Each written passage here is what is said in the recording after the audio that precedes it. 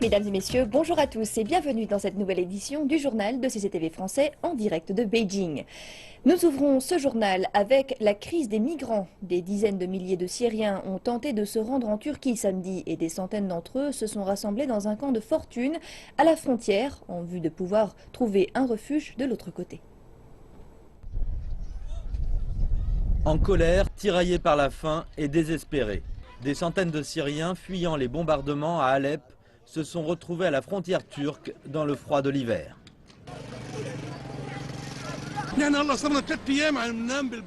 Nous avons passé 3 jours à dormir dans le froid.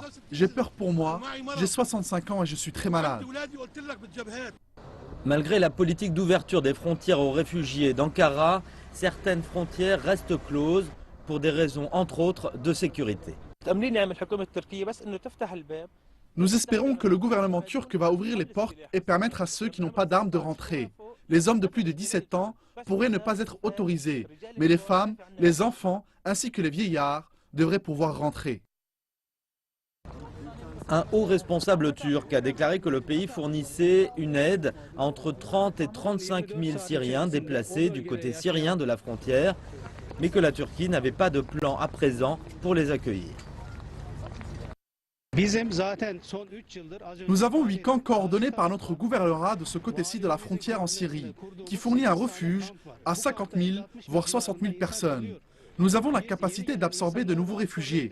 Nous ne pensons pas qu'il y ait besoin de les accueillir en Turquie, dès maintenant, à moins d'une crise extraordinaire. L'Observatoire syrien des droits de l'homme estime que 40 000 personnes ont été forcées de quitter leur foyer depuis lundi dernier. 70 000 pourraient arriver à la frontière si la situation actuelle continuait. La chef de la diplomatie de l'Union européenne, Federica Mogherini, a déclaré que l'aide apportée à la Turquie et aux pays voisins permettra avant tout d'aider les migrants syriens qui feront leur demande d'asile sur place. Madame Mogherini a fait cette déclaration à l'issue d'une réunion avec les ministres des Affaires étrangères de l'Union européenne, au cours de laquelle l'épineuse question du contrôle des flux de réfugiés à la frontière entre la Syrie et la Turquie a été abordée. Le Premier ministre turc a également assisté aux discussions. Il ne fait aucun doute que les migrants syriens ont besoin d'une protection internationale. Ainsi, l'aide apportée par l'Union européenne à la Turquie est primordiale, car nous devons lui garantir en priorité par rapport aux autres pays qu'elle a les moyens, les instruments et les ressources suffisantes afin de protéger et d'accueillir les demandeurs d'asile sur son territoire.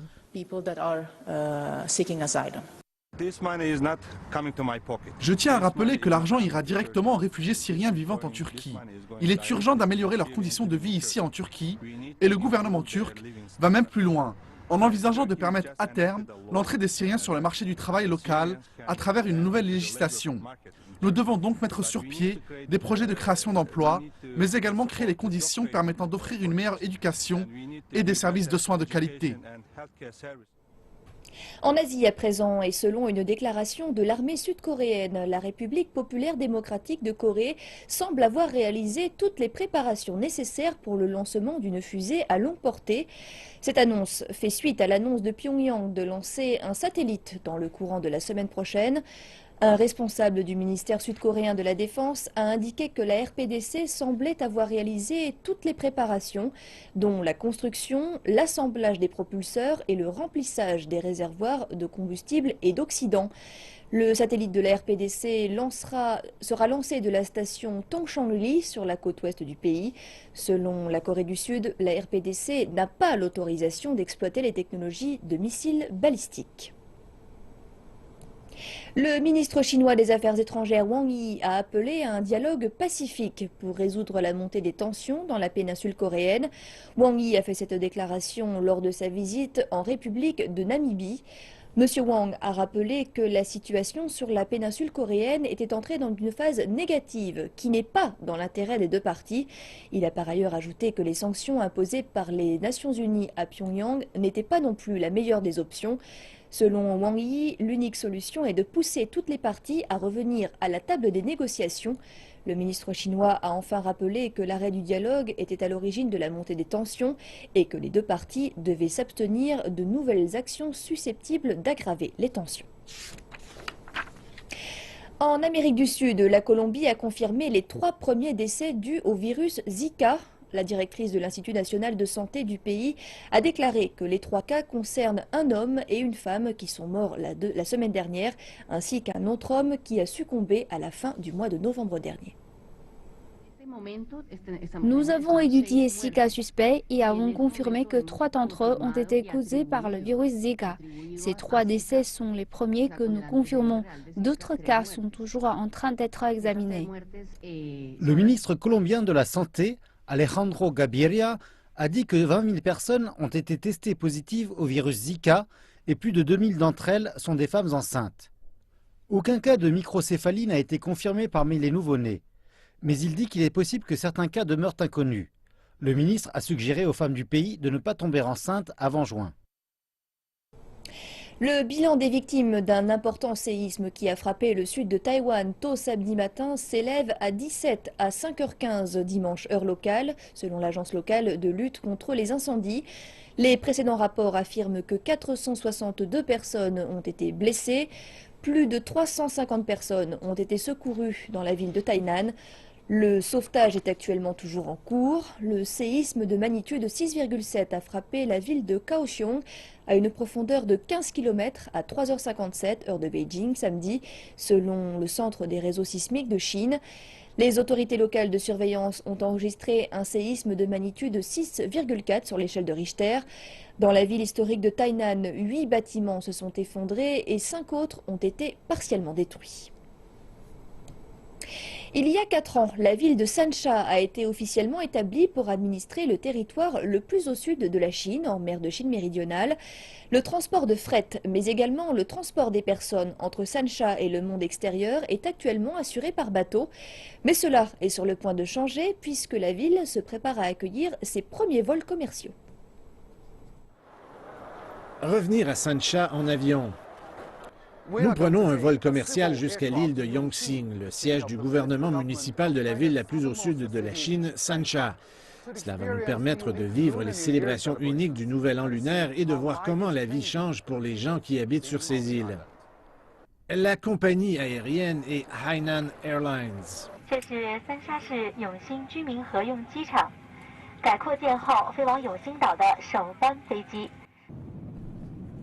Ce vol compte quelques 150 passagers. Permettre les vols commerciaux est une partie intégrante de la stratégie pour assurer le mode de vie des insulaires, mais aussi la survie des îles elles-mêmes.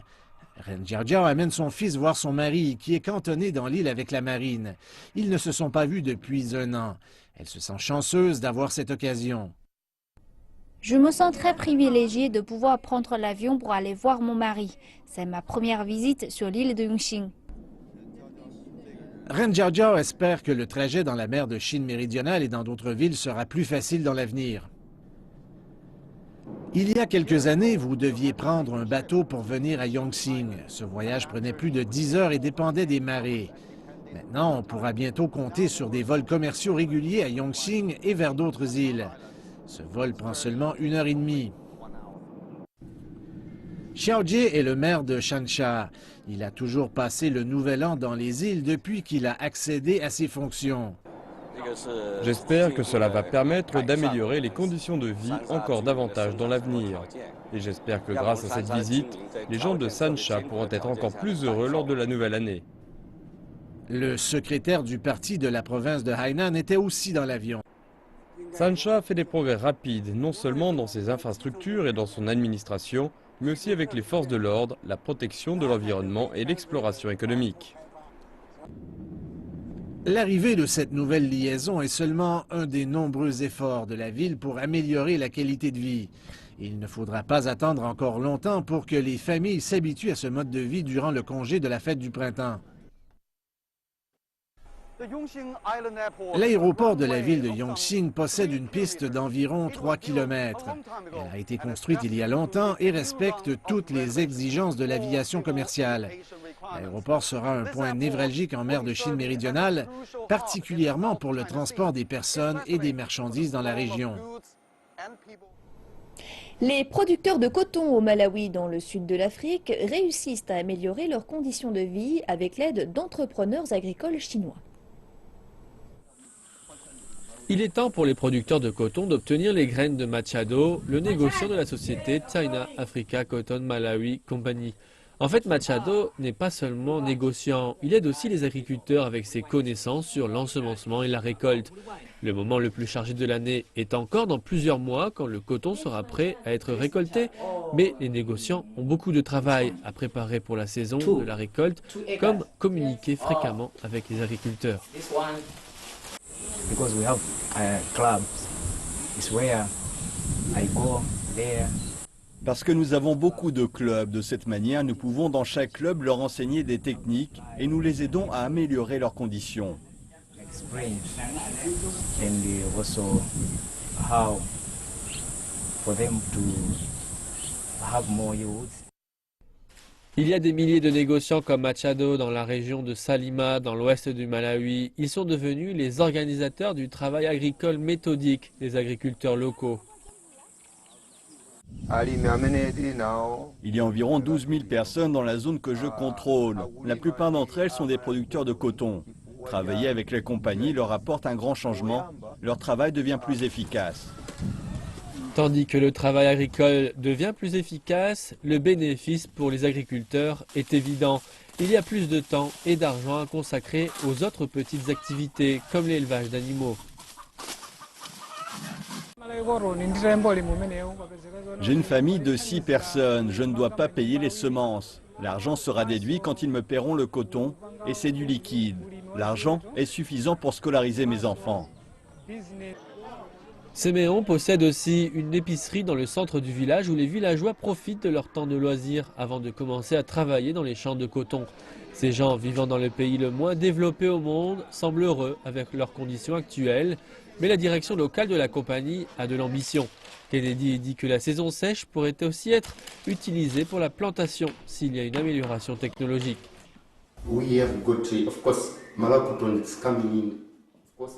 Nous avons de bons conseils, bien sûr, grâce au partenariat entre le gouvernement chinois et le gouvernement du Malawi.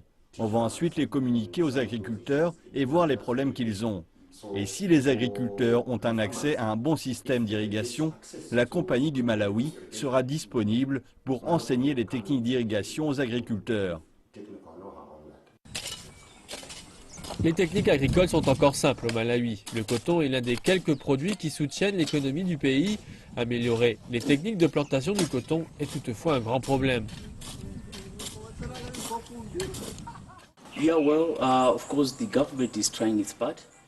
Nous avons le gouvernement de notre côté, mais nous ne pouvons pas laisser toutes les tâches au gouvernement. Nous avons aussi des compagnies très qualifiées, comme la compagnie du Malawi, qui peuvent faire ce changement. Donc, nous assurons qu'il y a une bonne communication entre les agriculteurs et les compagnies qui font beaucoup pour le coton made in Malawi.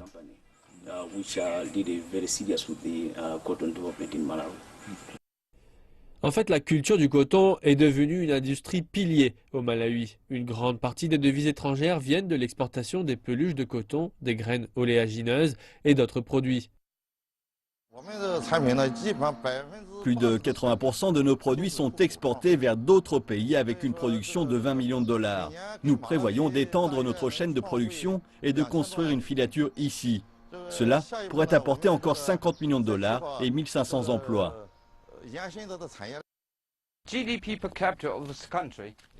Le PIB par habitant de ce pays était le plus faible de la liste des pays pauvres des Nations Unies en 2014. Le Malawi est un petit pays, mais il possède énormément de terres arables et il a évidemment un grand potentiel pour les sociétés du pays, pour les investissements étrangers et pour attirer le secteur des affaires chinois. Retour en Chine où la période de pointe dans les transports de la fête du printemps a commencé alors que des millions de personnes rentrent chez elles pour voir leur famille.